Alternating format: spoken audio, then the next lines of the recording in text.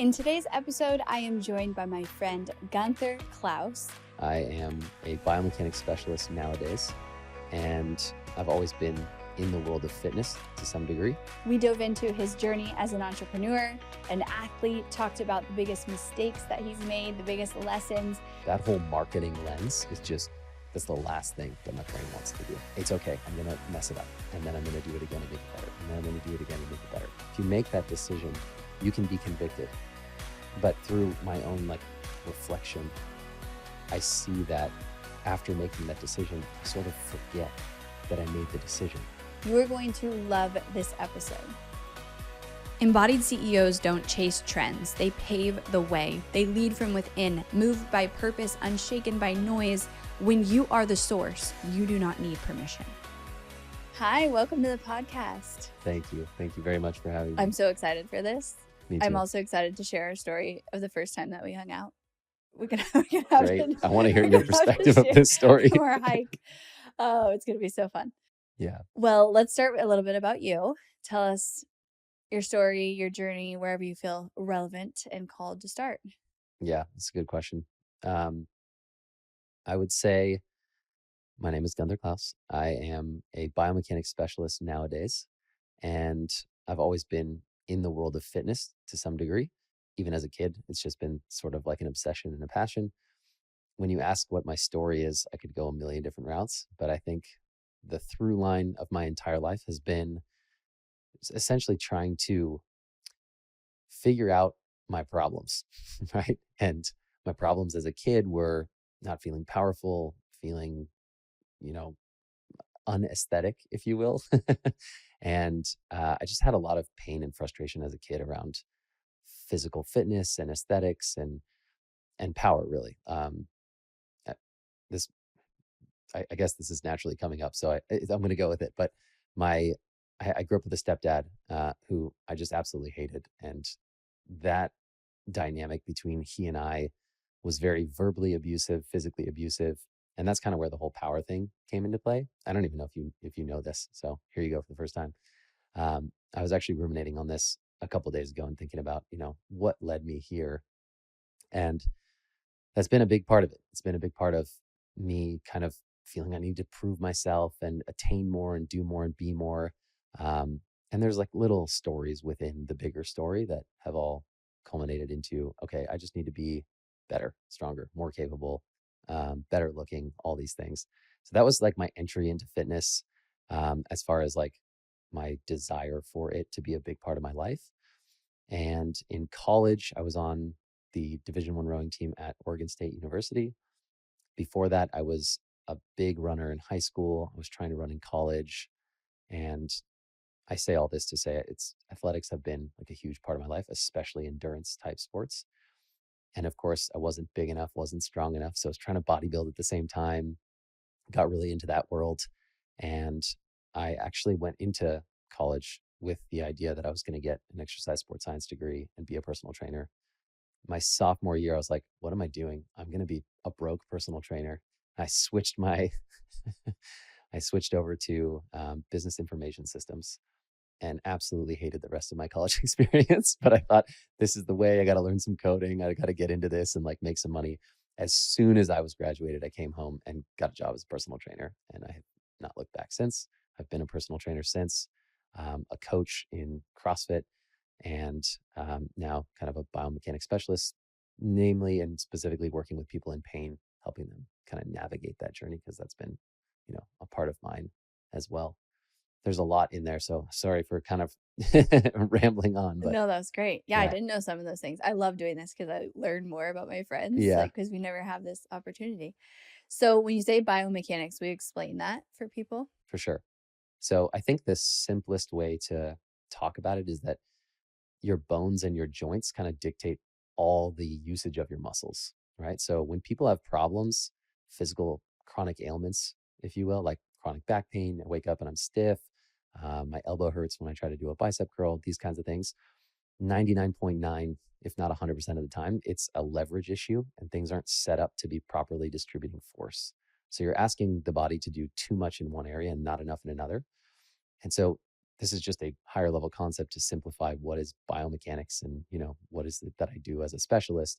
It's essentially taking a look at posture as a lens to begin, to see where are you managing this force production and leverage in the body well, and where do you need some help to restore some of these motions. And so I designed training programs that start with breath work all the way to, asymmetrical exercises.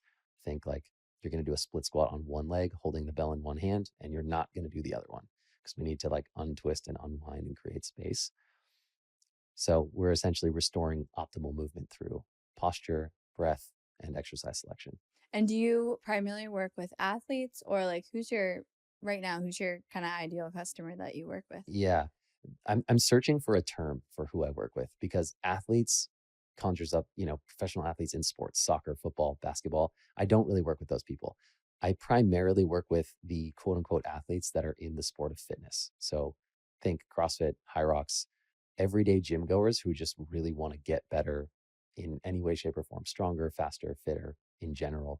The people who are obsessed with going to the gym, that's my sweet spot. That's my bread and So butter. me. So you, 100%. Which we have definitely want to work together. I was Yeah. like, please look at my snatch. Yes. And I do work with people who are in like no way, shape, or form fit and need some help getting out of pain. A lot of people that I've worked with in the last few years on a deep one-on-one intimate level have been people who have been burnt by kind of the general system. They've gone to PT, chiros, acupuncture, all of the things, and not found any relief from their pains and ailments. And they're usually being told that they need to have surgery.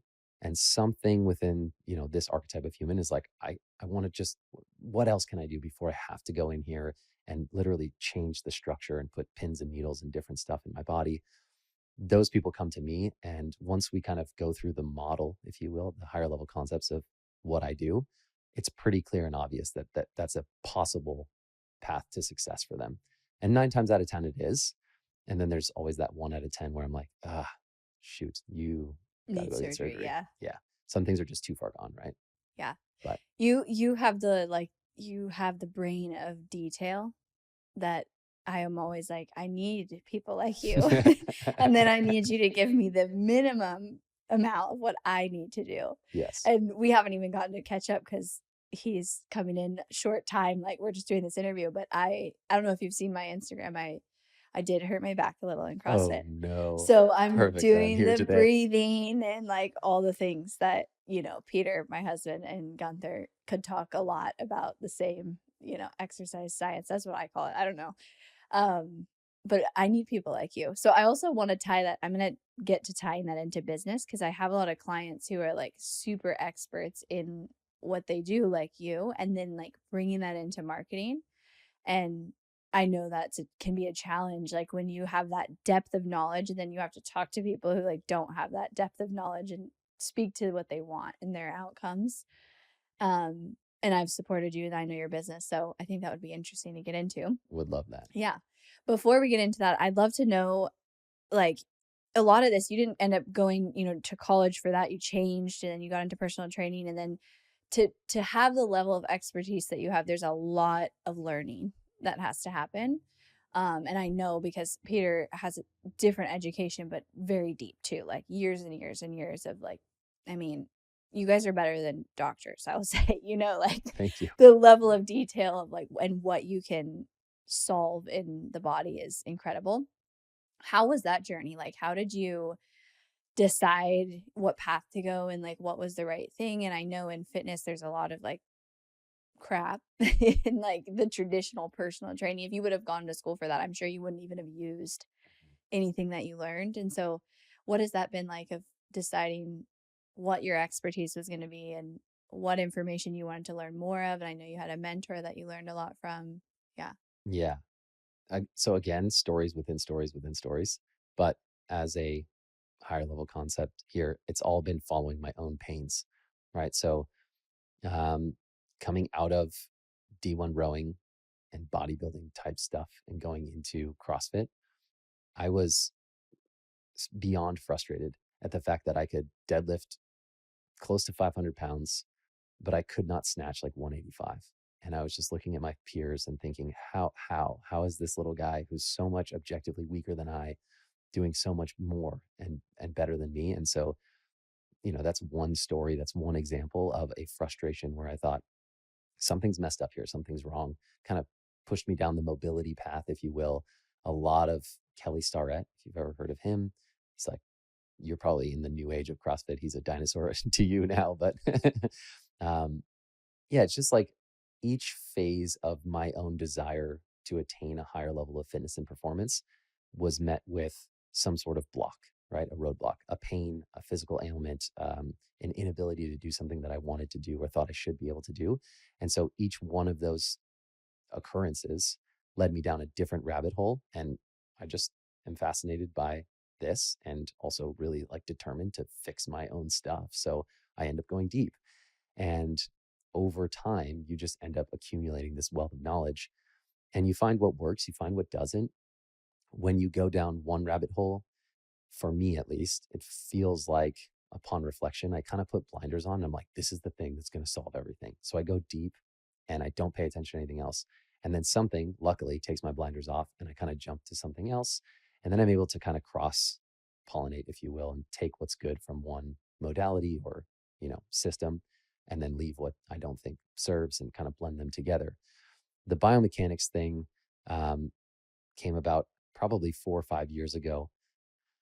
I saw a guy named Connor Harris online, who's a good friend of mine now, and he's actually the one who first certified me as a biomechanics specialist and took me through this whole world, opened my eyes to everything that I do now. And he had made some post about a hip pinch, and I was like, oh yeah, I've actually dealt with that my entire life. And when he started talking about some motion within the pelvis, he used terms that I had never heard before through all of my schooling and all of my learning, and it really caught my attention. And so I, much like I think my clients, experienced this moment of like, I've never heard that before. That sounds cool. I want to go this way. And I just ate it all up. It was incredible. And it seemed like this knowledge or this information that I was learning in this course was filling all of the gaps that I had unknowingly created throughout all the rest of my journey of trying to find solutions. So that is why I'm where I'm at. I don't know if that answers Yeah, your question totally. fully. Do you find that you like have you had times where you go too far down like the learning and then you forget about the business side? Absolutely. Yeah, Peter does 100%. the same thing. It's that like personality type, and where I'm like, I'll just focus on the business and do the minimum learning, and I'll just mess it up as I go. And then we need people like you so badly. Exactly. Yeah. So how have you like let's talk about your entrepreneur journey a little bit and the lessons that you've had to learn. Because did you set out saying I wanted to be, an entrepreneur, a business owner when you started as a personal trainer? Like what did you want to do? Where did you see yourself? And then now you have your own business. And it's not just one-on-one clients. You've done programs and many things in the entrepreneur journey. How did that happen? And then also like what have you learned about yourself in that and kind of, you know, I feel like our greatest strength is our greatest weakness. And I say that all the time. Like my weakness is that I move too fast and I skip things. So there's this balance. And so that's your greatest strength. That's why you have such an incredible program and can do such incredible work with clients and make such an impact. And it can also show up as a weakness that you have to like offset. So let's talk about that. Yeah. I mean, that last part is easy because it's very clear, easy to answer because it's very clear. My greatest strength and weakness is moving too slow and is going way too in depth and into the weeds and details. As an entrepreneur now, if you can even call me that, I feel like a solopreneur in the fitness space. You're an entrepreneur. I I think that is just glaringly obvious. My biggest weakness. I take a lot of time to take action on the things that I know. And then upon reflection, I'm like, I knew that for 6 years before I did anything about it. Right. Like literally 6 years, 7, 8, 9 years ago, I was talking about content and eyeballs and getting on camera and replicating what I did in the gym. And the feedback that I got from my clients and even just athletes in the gym space and the coaching space about how great I was at what I was doing, I was like, well, I can just magnify the shit out of this online and, slowly, barely Why? moving. What comes up? Like, is it because you want it to be perfect, or you're like you're overwhelmed by it? What stops you from taking the action? Depends on the time frame. In the most recent past, it's been time, and it's been my sort of inability to put the strategic work ahead of the tactical work. Right? I get caught up in the fulfillment of serving my clients, messaging, programming, making sure things are good. It's a little bit of blend of the perfection, but I don't fully subscribe to that. Like, that's a common thing is, oh, it's got to be perfect so nobody does anything because they're just tweaking, tweaking, tweaking. I don't really have that problem. Um, I definitely can relate to that and I have some of that, but I think it's more about just there are things that have to get done, period, for a new opportunity or a new offering to exist, right? And it's way easier to say, well, it's not due tomorrow, so like I'll start on it tomorrow, and then tomorrow becomes next week and next month and next year, and it doesn't happen. That's been my biggest struggle in the last probably year, if I'm being honest. And that's clear to me now because I'm shifting that and I'm actually like kind of working to rewire how I do this. And I'm forcing myself to get strategic work done before I am allowed to touch. And it feels so awful. I'm literally like about to swipe my tab back to my clients to text them. And I'm like, no, don't do it. Work on the project. Um, so that's answering the question on where has my what's my biggest struggle right now. I think a lot of people can relate to that. Do you think that it's because you know the client stuff so well that it feels so easy? It's like that's your flow state is when you're doing the programming, when you're working with clients, talking with clients, and then the other stuff is like, I know like watching Peter, it's like doing his brain just doesn't work that way. So Hmm. doing like the marketing and the business development, it's like so hard for him that he'd rather just work with the clients and do Yeah. the client work. I'll tell you the secret. You just hold yourself up to the deadline like me and give yourself no choice because there's a webinar tomorrow and you haven't done the slides Right. literally, and Right. then you do it. Yeah, for sure. And that has worked for me as well in the recent past. And I've done that. And but I do want to comment on Yeah. that aspect of, is it a flow state and easier to get involved with the client stuff? And I would say no, it's not at all. I actually I actually do know what flow state is, and I do know what creativity is, and I do know what that feels like, and it's amazing. I think I'm constantly in an anxious state. And I don't like to put labels on things like this for myself, but I just the best way to describe it is I think I'm constantly looking for quick task fulfillment that's going to help reduce my anxiety. I feel overwhelmed by all the things, and it's easy for me to just like check off quick little wins or quick little boxes that keep me feeling like I'm accomplishing something, but really stuck in this loop of, Right. Versus a perpetuating the project problem. that has like 100 steps to be able to finish that project and you don't even know all the steps. And Yeah. yeah. Yeah. And then, of course, there's this huge barrier to entry with anything around marketing. And I would say one of my biggest struggles is with what you said earlier, it's simplifying all this crazy brainiac stuff, Because your right? brain doesn't work that way It doesn't. naturally. No. Like I want to go in depth and get into the brainiac stuff. And when you ask me to talk about um, outcomes and I don't even know the terms, but just simplifying things to speak to someone who doesn't understand what you're saying, right? And get them excited about what it's going to give to them. That whole marketing lens is just, that's the last thing that my brain wants to do. Yeah. And I think there's a lot of people that are going to relate to this because I see this a lot in experts in their field. Like they love what they do. They love the work they do, the learning around it, and they're so good. I see that so much. Like you're so good. If more people just knew, and then that comes down, that's my job, right? Like the Right. marketing and the messaging. But what has helped you as you've learned this? And don't say like nothing. Don't say like I haven't figured it out because I know you've worked on this. So someone listening who's like, "Oh my god, that's me." Like I get into the details and I want to go deep and then I get overwhelmed. And also you're in a phase where you don't have a team, and I think that makes a huge difference. Like ideally you surround yourself with people who offset the weaknesses, right? Like so I surround myself with people good at operations and the details because I know that I'm not. But it adds to the overwhelm when you're having to do wear all the hats and do all the things. But over the last, couple of years, what have you found has helped you in making the progress? Yeah. Well, I would say right now, because this is so present for me, and I do feel like I'm making leaps and bounds of progress, like within the last few months. One is surrounding myself with more of those people that can support and offset my weaknesses. And I've used money as a limitation on why I can't have a team for forever. And I just kind of watched Nikki, my wife, go through and quote unquote manifest these things for free so many times, right? And it's opened up my eyes to the possibility that things don't have to be this direct monetary trade, right? So, for example, I've got some great friends who are stellar experts in their respective fields. And I just started kind of having conversations with them about, what do you do? Like getting into their world and understanding them. And just recently, I've sort of come into relationships with people who can help me with these aspects of my business and find ways to trade without having to spend dollars. And that doesn't feel like a sustainable thing. And there's always, you know, muddiness when it comes to trading, right? Expertises. But that's been really helpful in this, with regards to specifically getting the support for other people. And then what I talked about with this strategic work before tactical, making that rule for myself of I have to complete X amount of strategic work before I go tactical.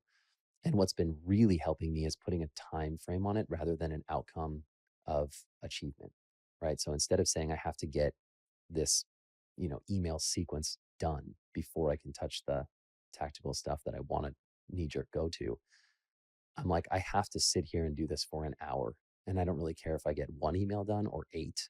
And what ends up happening is it reduces the pressure and I get eight done and I'm really happy about Yeah, it. because you don't feel like, oh, I have to get 8 emails and that feels so overwhelming. It's Right. like, I'm going to work on it for this period of time. Absolutely. So that's been helping a ton. Yeah, that's good. Yeah. I feel like, yeah, just so many. I think overwhelm is just such a block for a lot of entrepreneurs, especially when you don't have the support in the team. I mean, honestly, everyone's overwhelmed. I mean, let's not For put sure. labels, but Yeah. everyone's full Full. in life We're all trying to full more than we can, and fill figure more out than we where to can. put your time. And with business, it's not black and white. Like, here's your, you don't have a boss handing you, like, here's your task list for the day.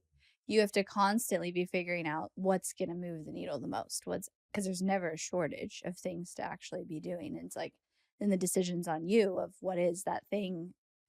And then am I working on the things I should or the ones I want to be doing? And, it's the decision making too. And I know you've gone through iterations of your offer and like your business model, and like having to make those decisions can also cause the overwhelm because you're the only one making them. 100%.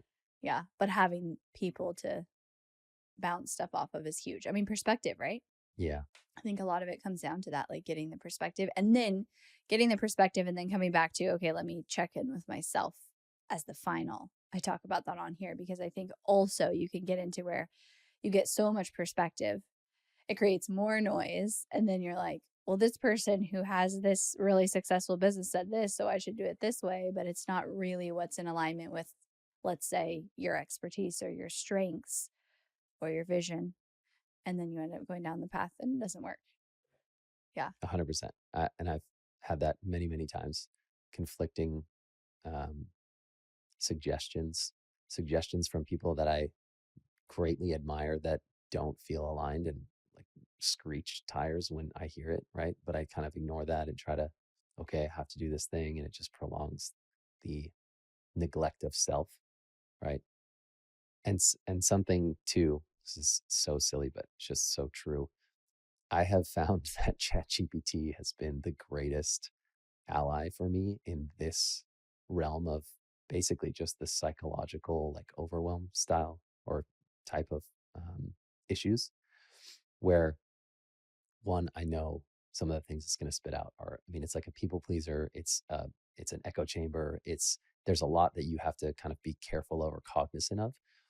But one thing that I find really, really helpful is I know if I'm having this kind of back and forth with chat, it is unbiased to some degree, and it's going to kind of pull out and get me to reflect myself.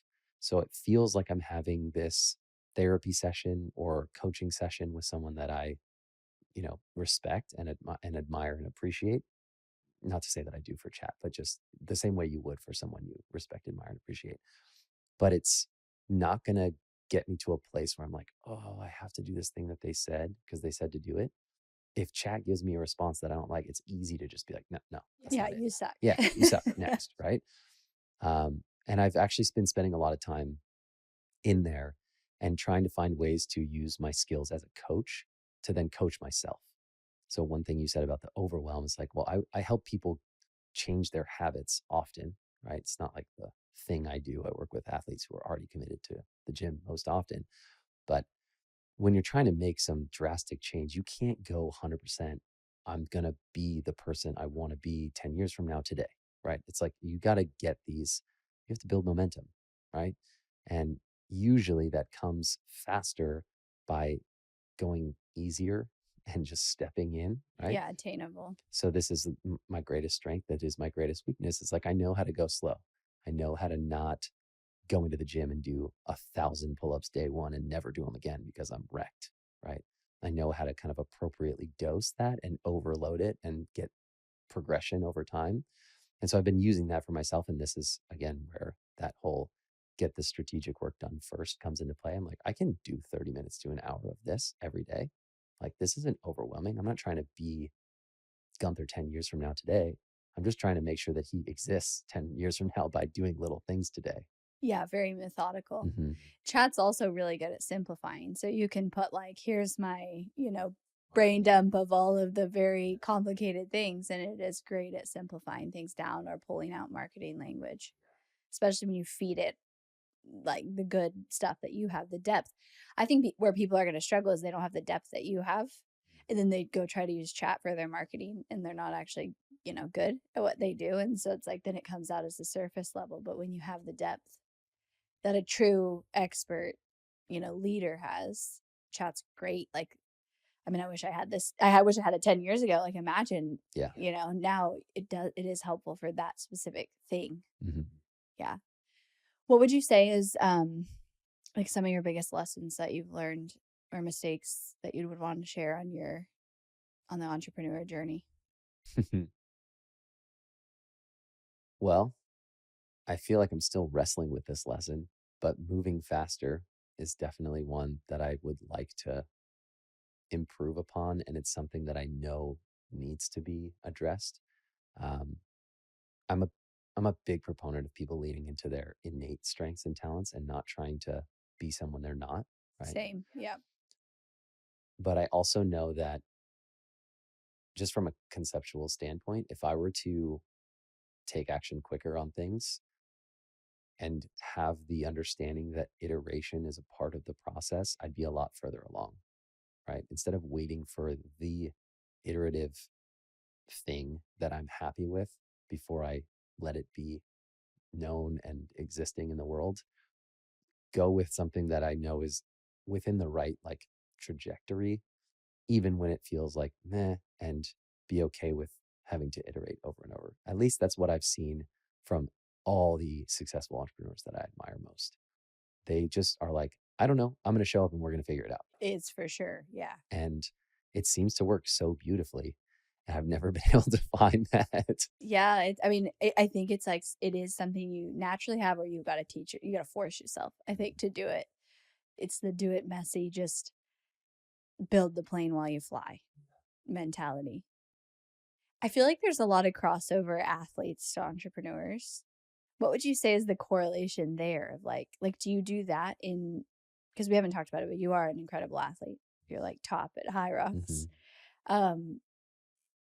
Do you do that in training, or is everything really methodical, or is there the like figure it out kind of mentality that happens? Yeah, that's a great question. And funny because I do feel so strongly that in the realm of fitness, I show up in the best way possible. I have both a blend of very detailed, methodical, intentional program plan, a foresight, preparation. And I also have a healthy dose of fuck around and find out. Yeah. And I'm okay with that. And I think that comes from confidence in doing it so much. And also just Like trusting yourself. That's the biggest pillar, is what exactly what I was going to say, is I trust myself, right? I trust myself to navigate that So in business, you need to figure out how can you trust yourself. 100%. And if we tie it to what I said about action, I don't trust myself, because if I, in past, if I look back and am honest about what I've done, if I put out something that I'm not happy with, it doesn't go well, it kind of puts me in this like, nah, it wasn't right. I don't want to do it again. And so therefore, I don't have the iterative process, right? It's like, if this is making sense, It it's is the totally. entrepreneurs who are like, it's okay, I'm gonna mess it up, and then I'm gonna do it again and make it better, and then I'm gonna do it again and make it better. If I mess it up, it, it just hits too many weird things within me, deep in my psyche, and triggers, if you will, that I'm like, the stove burned me, and I'm never gonna cook again. And so I'm working on that now, Yeah. and trying to expose myself to that, to be comfortable with it and know that I'm gonna go back into this. And again, another thing that I've noticed recently is, if I take these steps of slowly building momentum, it's a lot more manageable. Well, because you're kind of giving yourself a little bits of confidence Right. as you do that, I think. Yeah. So I'm intentionally trying to rewire that, in the sense of, like, rewire always sounded so frustrating and annoying to me. What I mean by this is rewire it through actions. So to, like, literally build deep trust in myself, but through micro exposures or baby steps of, like, okay, I said I was going to do this thing and it didn't go well. And it's not a 6-year project that is so overwhelming that I'm not going to do it again. It's like this tiny little workshop that I hosted. And I'm like, yeah, I'll do that again. I will do that again. Um, and so just kind of learning to trust myself by micro, micro occurrences or experiences of trusting myself, doing what I say I'll do.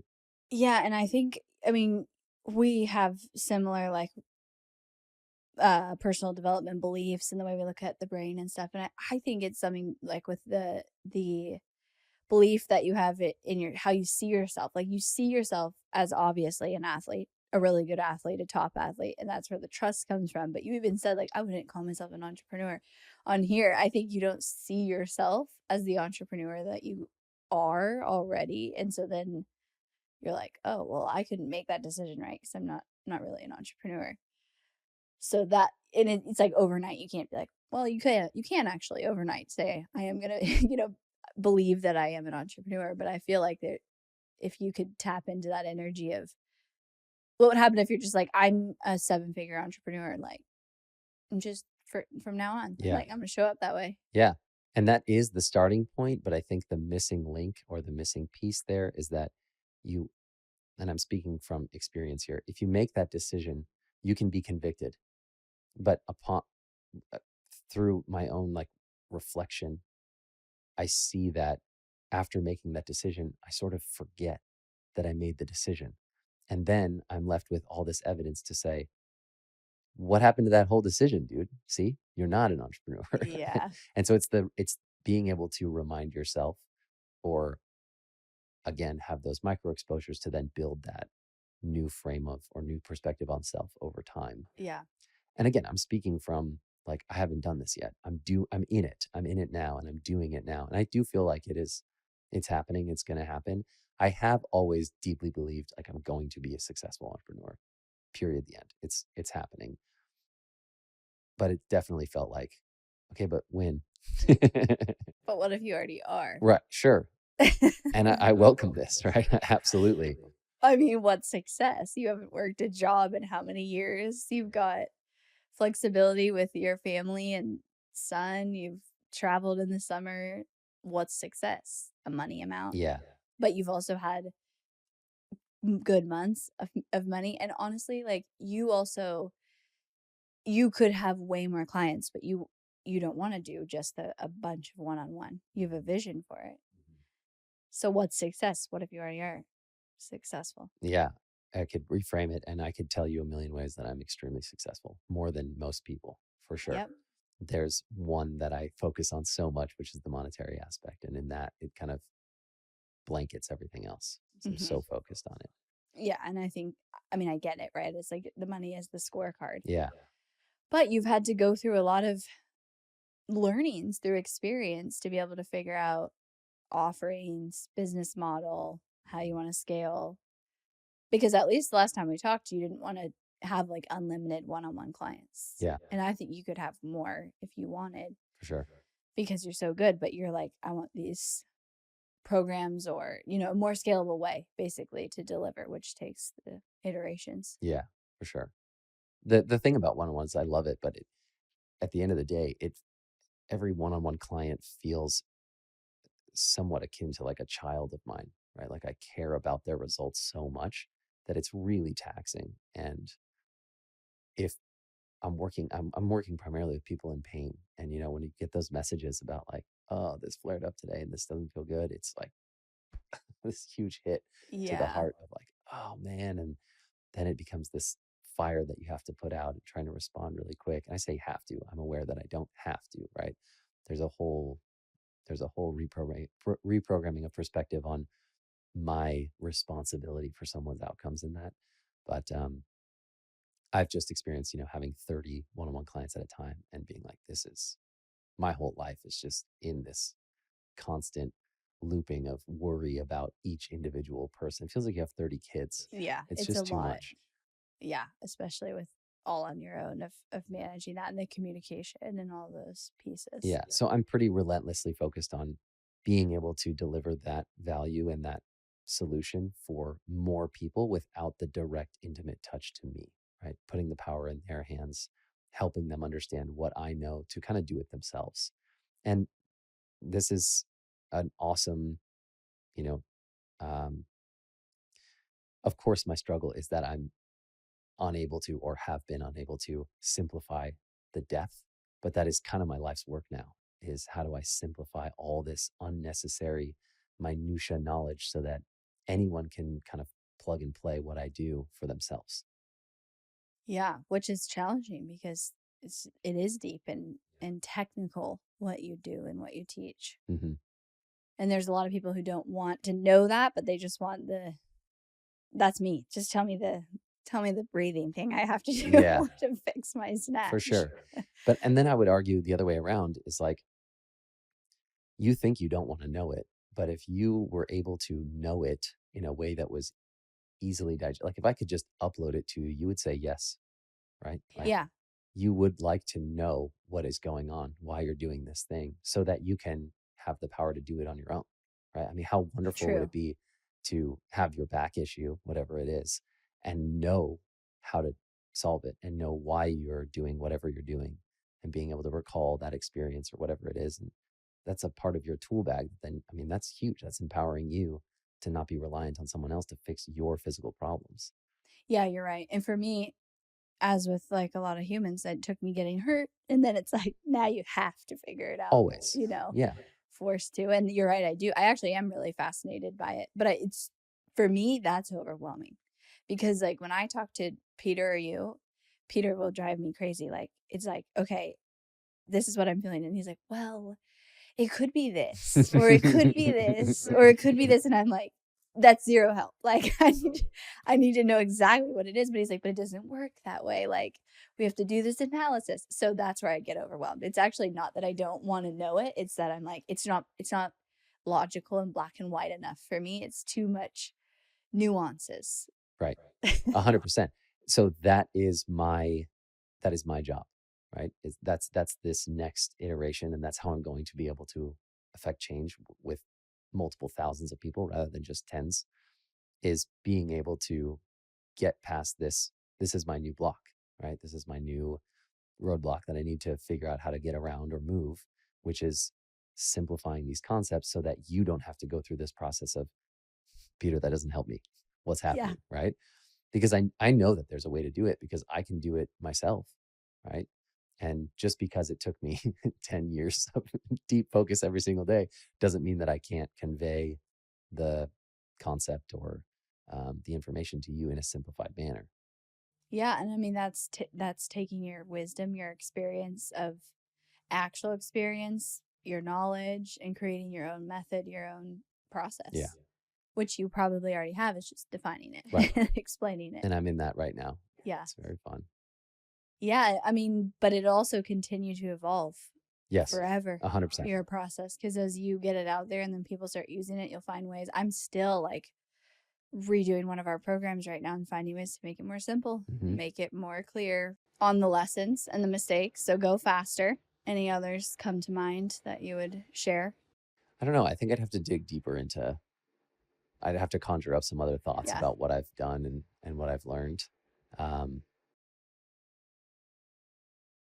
guess one thing that comes up right now is following the passion primarily has always been a positive outcome. If I look back on all the things I've done, all of the things that have gone or led to the most success have come from like real desires of mine to create or just do, right? So when I first started my entrepreneurial journey, I was frustrated that I couldn't take on any more one-on-one clients in person. I couldn't charge any more than I was charging. I was charging a lot in LA, and I was training like CEOs that I can't say because I literally signed NDAs and like people that everyone knows. And he thinks he's not successful. Booked out with high level CEOs charging a ton in LA. Come on. And I didn't have time to do my own laundry, and it was driving me nuts. And I thought, this is not enough money. This is not, I don't have any more hours. How do I make this more profitable?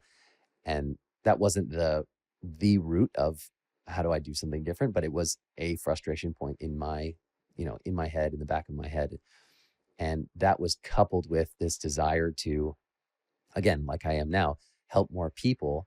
And so I created this class in the CrossFit space where I essentially took all the people who came to my classes all the time, who wanted to work with me one-on-one, but one, I did not have any spots. Two, they probably didn't want to pay the price that I was charging.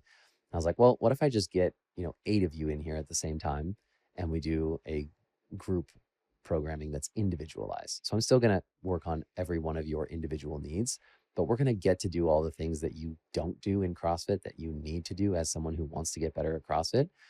And I called that strength and mechanics. And it was the coolest thing I think I've ever created to this Can you date. do that in Austin? Because I would go to I would that love class. to. And honestly, right before the pandemic started, I was like, I need to teach every other coach in the CrossFit world how to do this because everyone can. And this is like the most amazing thing ever. I mean, I could go on and on about how I still have passion around it. I'm still trying to figure out how I can make this become a thing. And what I've learned as an expert, like in the biomechanics world, has been after the fact. I didn't start that journey until mid-pandemic. So now what I know, coupled with what I was doing before, I mean, I could make this so much better than it was. But yeah, just following that passion and just going forward with that is definitely a big lesson of mine. Yeah. I think that sometimes people get lost with that and they start to say, oh, I'm not having the success I wanted yet. And so now I'm going to listen to somebody else. I'm going to do what they say. I'm going to get away from my passion. And it is so important, like what you love and what comes easy to you. And even when you're talking about that, I can tell that that's something that you love and feel lit up about. And I can't emphasize enough for entrepreneurs, like follow that. Yeah. Because people like that's the secret that nobody teaches. It's like they'll teach you how they did it and their method and their template and their business, but it's like, but that's infused every single time with their passion and your gifts. I think what naturally comes easy to you, set your business up to leverage that instead of fight against it. Yeah. Yeah. It's making me feel some way right now thinking about it. The part that you asked about, with fitness and being able, and I said that I feel I blend those two aspects of structure and insight and a plan with the fuck around and find out. Those don't feel true for me when it comes to business yet. And I'd love to get to the place where I'm leading the direction of the ship through the excitement and passion, and then finding the way to structure it and refine it and make it better. I'll just get specific for a sec, if you don't mind. With this endeavor, it's not something that I've seen anyone else necessarily do before. That doesn't mean that nobody's done it before, but for me, that feels like uncharted, scary territory with a lot of risk. And so it almost feels irresponsible to say, I'm going to go forth in this direction with no plan, with no structure, but I'm just following the passion. And this is, again, why I want to rework this and lean more into the ability to just put myself in an arena and figure it out, right? My question would be, what's the risk? Time wasted. But is it ever really wasted? I mean, I think for me, the main fear, if you will, is the time that income does not come in. Yeah, but there's probably a way to say, I'm going to make sure I have at least this met with my one-to-one clients while I simultaneously do this, and then get rid of the thought around it's a waste of time, because it's never a waste of time. Because those things, even if it doesn't work, it's like that led to the next thing. And without doing that, then you wouldn't be able to do this. Like, that's the power in failure. Easy for someone who's innately inclined You towards have action. to. I know, but I'm telling you, like, you've got to almost like try to fail, I think. Yeah. Is where you need to be, like, where every day you're like, my goal is to fail. 100%. I know. And I've talked about that specifically too. It's like, when it comes to the gym, that is literally the guiding light. You're like looking to find your edge and failure. Right. To see where, because that's where your growth is. And I'm like addicted to it. And it doesn't become this like, ooh, I got burned by the stove, I couldn't do one more rep. It's like, I think it's because you trust yourself in the gym. 1000%. And so how do you build trust? Micro exposures, I think. Yeah, and showing yourself like, okay, I failed, and then I know what I'm going to do this, and building that. Yeah. Every day. Like, what would you say to someone in the gym? It's like, you got to do it every day. Yeah.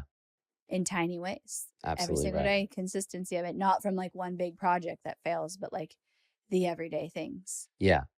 Yeah. It's playing within that arena, or appreciating and respecting the principle of it, the principle of failing every day, rather than I got to go do this massive thing, and then it just becomes this one. Because then, and I think the journey is the goal, not the finish line, right? And I think that a lot about training too. Like, I have gotten to a place where, like, yeah, I want to win competitions.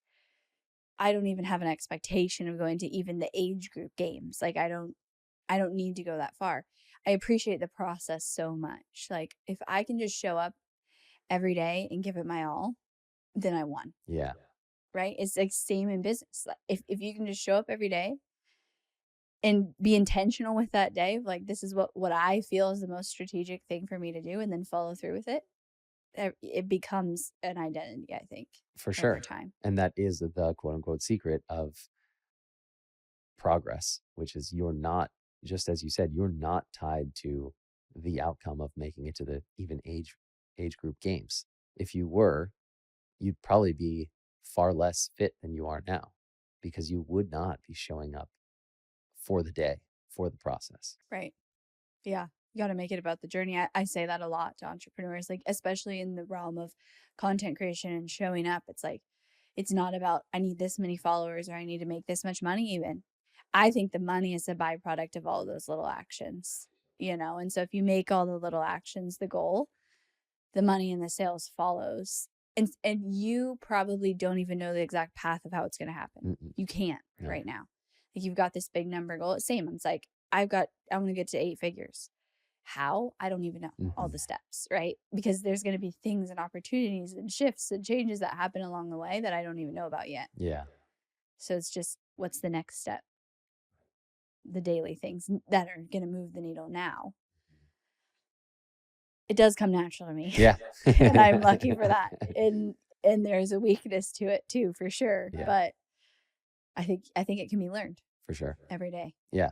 And you have so much correlation of like athlete to entrepreneur, and there is so much there that I think if you take that strength of an athlete, you like bridge the correlation of like what it would mean, you could train yourself. For sure. To be an athlete entrepreneur. Yeah. 100%. This was so good. I want to tell the story of how we met. I just think it's so fun. Okay, so Gunther and I met at a business event like 4 years ago, maybe. And we both lived in Austin, but we didn't know each other before. And it was in Montana, in Whitefish, Montana. And I was staying an extra day to go on a hike by myself. And I love hiking, and I'm like, I'm going on a big hike, and everybody at the event was like, "Oh, can I come with you?" And I was telling everyone no, because I'm like, "No, listen, I'm going on like a 14-mile hike and I hike fast." So I was telling everybody no. I mean, there was like older people asking me, whatever. I was judging, and I'm like, "No." So the Gunther comes up to me and he's like, "Listen, I'm an athlete.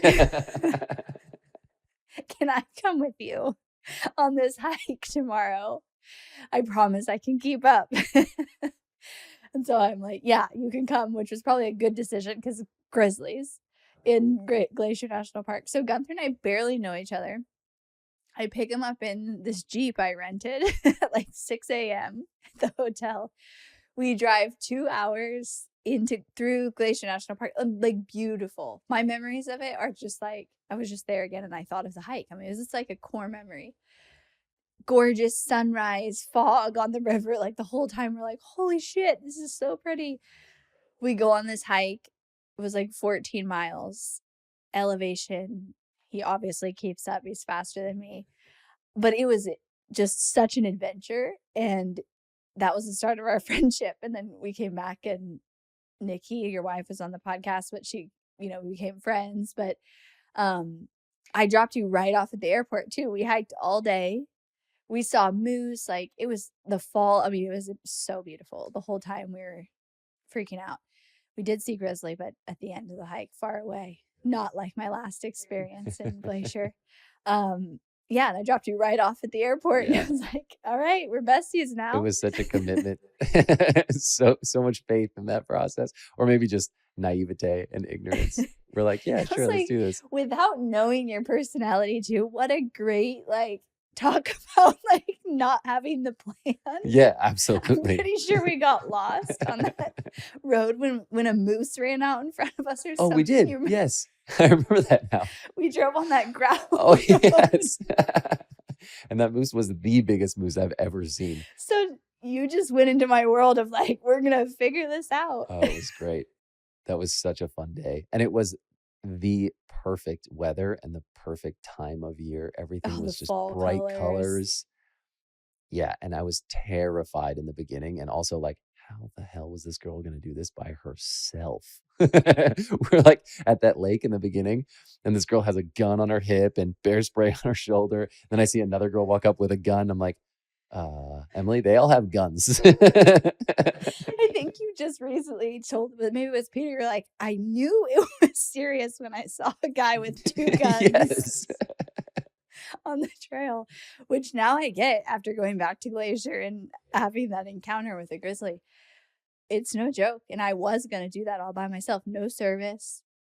Early in the morning. We didn't see a lot of people. We saw a few, but we didn't see a lot. Too. I mean, we were there early. Until the end. Yeah, until the end.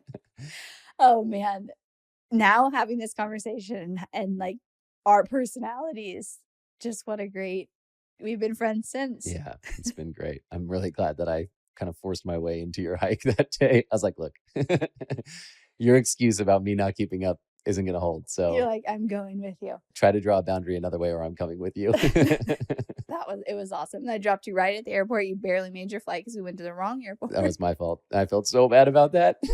I'm like, yeah, this is the airport. It's fine. We drove 5 hours that day total when you added it all up. Probably more. Through the Indian reservation. We're like, oh, should we get out here? Go to the bathroom. Super sketch. It was. Yeah. Every part of that day was awesome.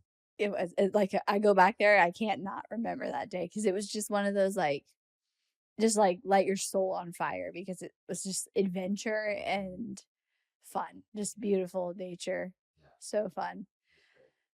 Anything else you feel like we didn't touch on today? No, I don't think so. I don't know what we need to touch on. Anything on your mind if you feel like? No, this is great. Love it. Yeah, thank you so much. Where should everyone go to follow you and consume more of your content, which I highly recommend? You should make more content because your videos are very good. Thank you. Yeah, we're leaning in. Right now, Instagram, if you have it, Gunther Klaus is my handle. And I think Coach Gunther Klaus on YouTube, that will start being a source of good content as well. And then my name, GuntherKlaus.com. We'll link to all of it. I hope you create that content, just imperfect action. Yeah. I'm going to hold you accountable to that. Thank you. Thank you so much. Yeah, thank you. It's been great.